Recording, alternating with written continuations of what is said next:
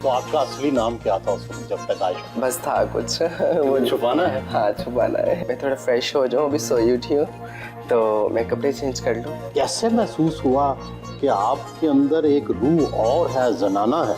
फिर लोग, बहुत सारे दुनिया में ऐसे जालिम लोग मिलते हैं आपको कि आपकी ज़िंदगी को अजीरन बना देते हैं। नामवर फीमेल डांसर महक मलिक से मिलने सरगोदा में उनके घर पहुंचे। उनके गुरु कैसर ने इस्तकबाल किया।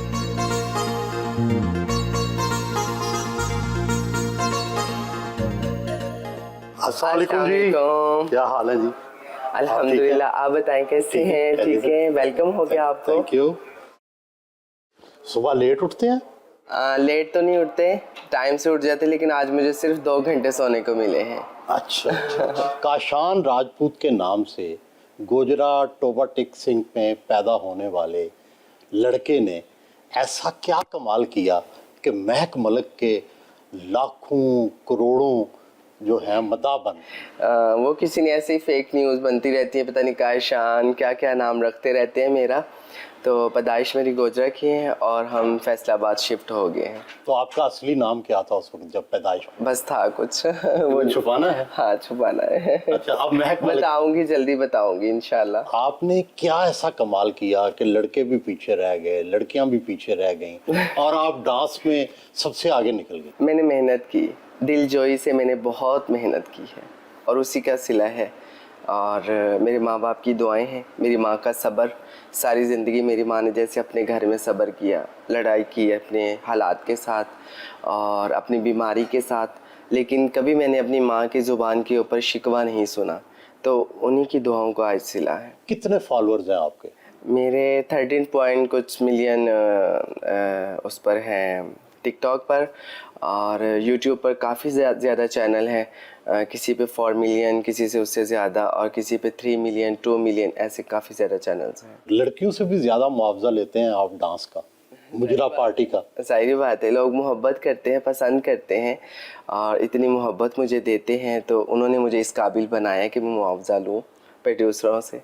चले आप ज़रा उधर बैठे, मैं थोड़ा फ्रेश हो जाऊँ, अभी सोई उठी हूँ तो मैं कपड़े चेंज कर लूँ। जरूर। ठीक है।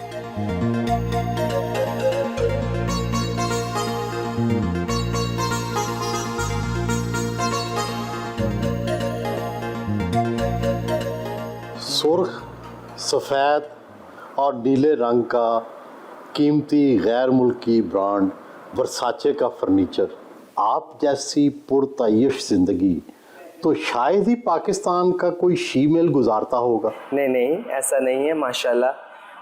हमारे फील्ड में बहुत सारे लग्जरी ज़िंदगी गुजारते हैं अपनी। क्या ये सब आपने अपनी रक्स की कमाई से बनाया है?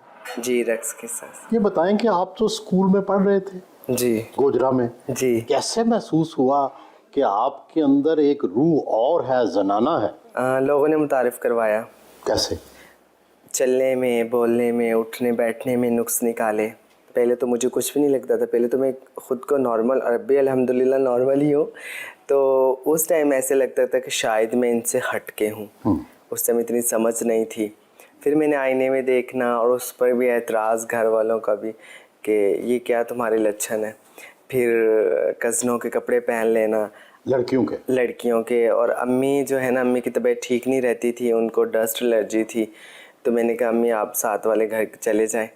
तो फिर मैंने अम्मी के कपड़े पहन लेने। स्कूल में जब पढ़ते थे तो लड़के आपको अपनी अदाओं की वजह से छेड़ते तो होंगे? हाँ, करते थे। तो क्या आपका रद्द अमल होता था? मैं उन पर गुस्सा करती थी कि आप मुझे ऐसे क्यों छेड़ते हैं, क्यों ऐसे बुलाते हैं ना। जब पता चला कि आपकी रूह और है और जिस्म और, तो जिंदगी मुश्किल हो गई या आसान? ज़िंदगी में आपको पता ये है ही, मुश्किलों की जगह है दुनिया। तो ज़िंदगी में बहुत सारे मोड़, तकलीफ़ थे, परेशानियां भरे, ऐसे बहुत सारे गुजरे हैं। लेकिन ये क्या कि कभी गोजरा, कभी फैसलाबाद, कभी कोट अद्दू, कभी सरगोदा, ये इतनी जगह क्यों फिरते रहे और डांस कहाँ से सीखा? पैदाइश मेरी गोजरा में हुई और वहाँ से फिर हम फैसलाबाद, क्योंकि छोटा शहर है गोजरा, तो फैसलाबाद शिफ्ट हो गए, क्योंकि वहाँ पे कोई कारोबार, कोई ऐसा सिस्टम नहीं था। बड़ा शहर है फैसलाबाद, वहाँ शिफ्ट हो गए कारोबार के लिए फैमिली मेरी, और मैं फील्ड में आ गई। तो फिर मैं दर बदर भटकती रही, कोटद्दू, कभी मेलों पर, कभी कहाँ, कभी पिंडी। तो कर करा के अभी डांस कहाँ से सीखा? वो मैंने किसी से नहीं सीखा, वो ऐसे ही मुझे जो है ना मेरे अंदर से ही आता है डांस।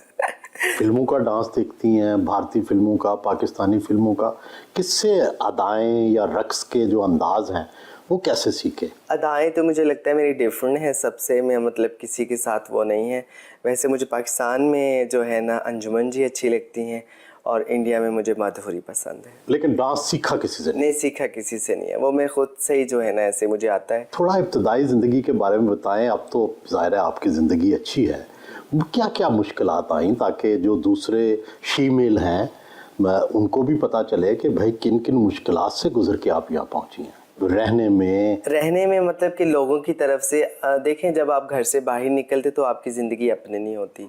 एक 12-13 साल बच्चे की लाइफ, उसको कोई ख़ुद फैसले करने की उसमें इतनी ताकत नहीं होती कि आप दुनिया का सामना कर सकें। फिर लोग, बहुत सारे दुनिया में ऐसे जालिम लोग मिलते हैं आपको कि आपकी ज़िंदगी को अजीरन बना देते हैं। आपको मिले ऐसे लोग? मिले मुझे, इतनी मैंने तकलीफ़ों का सामना किया कि शायद किसी ने की नहीं होंगी। मारते थे? मार मैंने खाई है, मतलब ऐसे ऐसे जुल्म मैंने बर्दाश्त किए हैं। किस तरह के जुल्म? मार के अलावा क्या जुल्म? मतलब कि मेरे एक दफ़ा बाल काट दिए गए, वो मैंने बर्दाश्त, वो भी जैसे नरगिस की किसी ने कर दी? नरगिस जी की जैसे, ऐसे ही मेरे साथ भी ऐसे ही हुआ। और वो फिर गलियां थी और मैं थी, और मैं अपने अल्लाह के आगे आहुजारी कर रही थी, रो रही थी कि ये मेरे साथ क्या हुआ और मुझे किस जुर्म की सज़ा मिली है। जब आपने एक लड़के से आप तब्दील हुई तो घर वालों का रद्द अमल क्या था? किस तरह से आपको कबूल किया या नहीं किया? नहीं, कबूल तो देखिए, हम मुसलमान हैं और मुसलमान मुल्क है, तो इस्लाम में ये चीज़ें जायज़ तो नहीं है, लेकिन बहुत सारे ऐसे काम हैं जो इस्लाम में जायज़ नहीं है लेकिन दुनिया वाले हम लोग कर रहे हैं। तो ऐसे ही मेरे घर वालों का रिएक्ट था, उनको नहीं पसंद था कि मैं इस फील्ड में आऊँ और ये काम करूँ, तो बस यानी डांस करें। हाँ, लेकिन मुझे कुछ उस टाइम नज़र नहीं आ रहा था, घर के हालात ऐसे थे और परेशानियाँ। आप तस्लीम कर लिया सब ने आपको? हाँ जी। घर वालों ने? जी।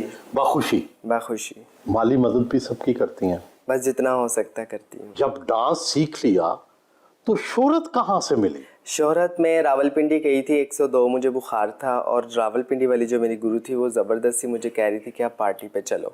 तो मैंने कहा नहीं, मैंने नहीं जाना, मेरी तबीयत इतनी ख़राब। उन्होंने कहा कि नहीं, आपको जाना पड़ेगा। मेरी सहेली की पार्टी, और गुरुओं का दबदबा उस टाइम बड़ा होता था। अब नहीं है?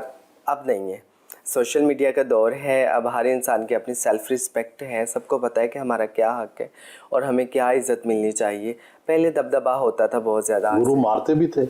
मारते, जुल्म करते, सब कुछ करते थे, पैसे भी रखते थे, घर नहीं जाने देना, ऐसे सब नहीं, मतलब कि मुख्तलिफ तरह के जैसे लोग होते हैं ऐसे ही कोई अच्छे भी होते हैं, कोई बुरे भी बीच में। आम लोगों का ख्याल है कि गुरु और चेले का तो बड़ा मजबूत रिश्ता होता है, तो क्या आपके ख्याल में ऐसा नहीं है?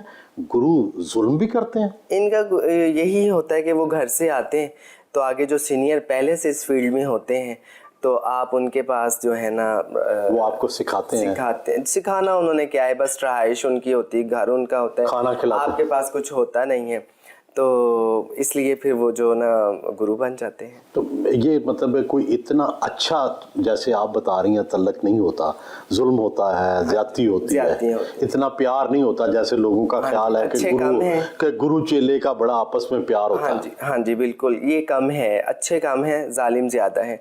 मतलब आपको घर अगर आपने जाना तो उनको नहीं पसंद कि आप घर जाएं। वो क्यों? कि वहाँ आप उनको कमा के दे रहे हैं। अगर आप घर जाएंगे तो उनको कमा के कौन देगा, और अगर आप घर जाएंगे फिर पैसे भी लेकर जाएंगे, वो भी उनको पसंद नहीं।